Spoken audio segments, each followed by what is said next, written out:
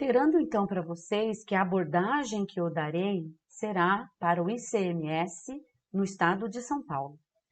Fazendo um breve resumo de todo o nosso treinamento, quando a gente fala de ICMS, eu vou abordar com vocês o aspecto material e o aspecto de tributação.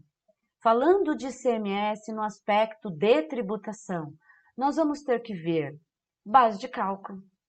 O que se integra na base de cálculo do ICMS? O que não se integra na base de cálculo do ICMS? Não esqueça que o ICMS também tem a situação de base de cálculo reduzida. Nós teremos que saber quais são as regrinhas para a redução da base de cálculo.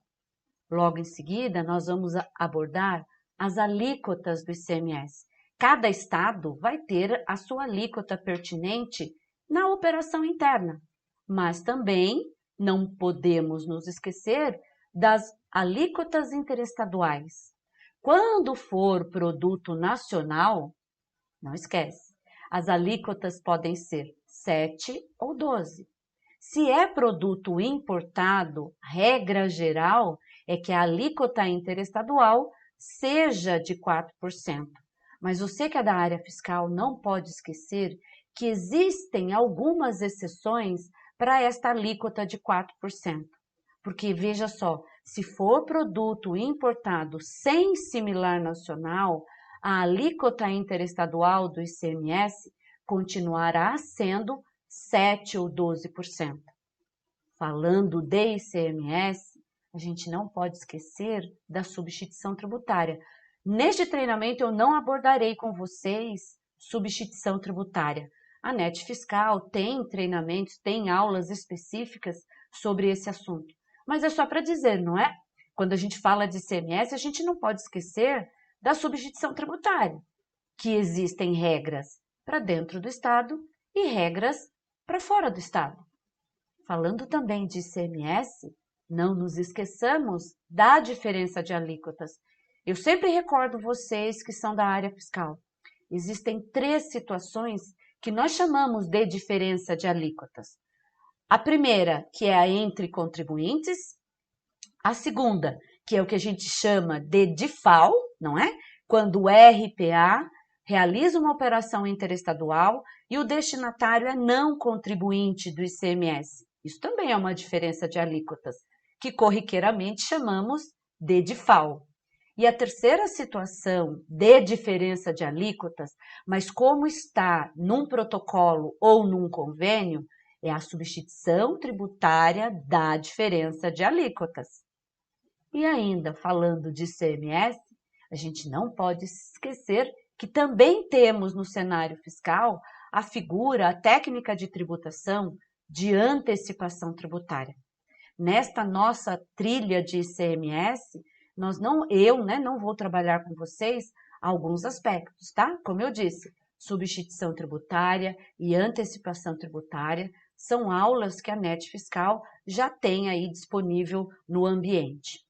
Vamos então começar falando do regulamento de ICMS de São Paulo. Aqui no estado de São Paulo, o regulamento foi aprovado pelo decreto 45.490 de 2000.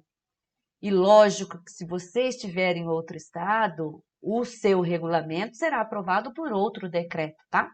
Só abordando São Paulo, aqui são 607 artigos.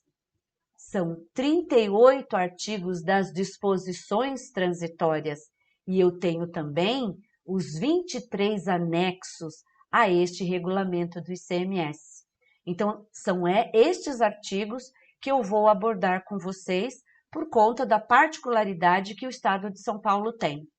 Mas quando a gente fala de legislação do ICMS, apesar de eu abordar com vocês aqui o regulamento de São Paulo, a gente não pode esquecer que o ICMS ele é disciplinado por outras normas também.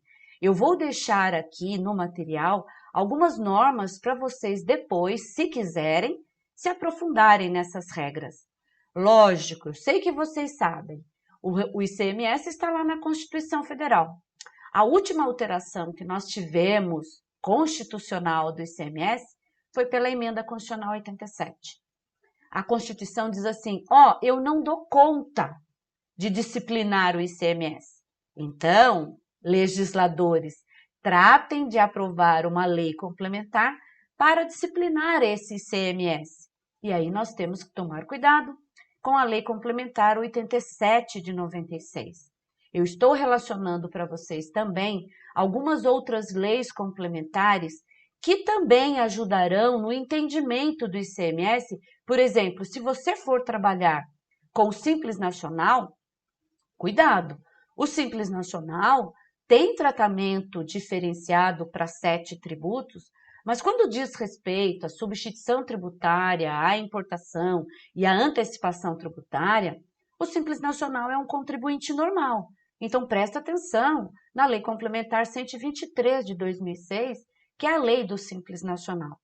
Quando a gente vai falar de ICMS, cuidado, é uma linguagem jurídica.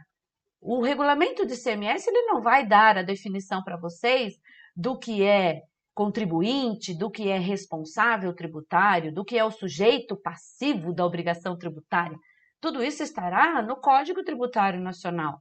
Quando nós formos falar de alíquotas interestaduais, vocês vão ter que se ater a resoluções do Senado Federal. No nosso treinamento, nós vamos ver as resoluções do Senado Federal, a de número 22 de 89 e a de número 13 de 2012. Mas também falando de ICMS, existe o convênio sem número de 1970, que ele vai uniformizar algumas práticas fiscais. Quando você, por exemplo, quiser saber de CFOP, de CST, de operação de remessa e retorno de industrialização, de operação de remessa para depósito fechado, armazém geral, modelos de livros fiscais, modelos de notas fiscais, você vai ter que ir atrás do convênio sem número de 1970, porque é ele que dispõe estas regras para nós. Ajustes CINIEFs também. Quando eu falo de ICMS, eu falo de nota fiscal eletrônica, né? Modelo 55. Então, quem está na área fiscal precisa ficar atento à publicação de notas técnicas.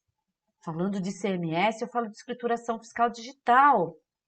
Então, você precisa ficar atento à publicação de atos COTEPs, porque serão os atos COTEPs que divulgarão para nós, né, quais são as alterações na escrituração fiscal.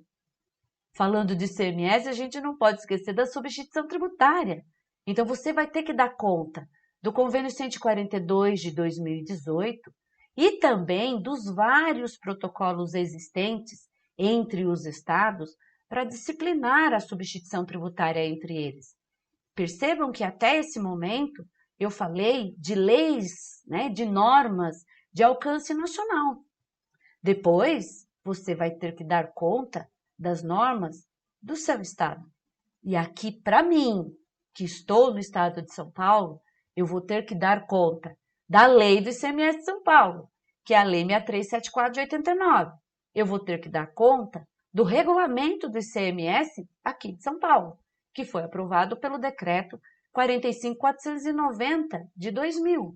E eu e você temos que dar conta de várias portarias CATs publicadas, de respostas à consulta, de decisões normativas CATs. Então, quando eu falo de legislação do ICMS, eu e você devemos mergulhar neste mundo, neste sistema. E aqui, reiterando com vocês, eu vou trabalhar somente com o regulamento, com uma gotinha neste oceano, que são todas essas normas aqui.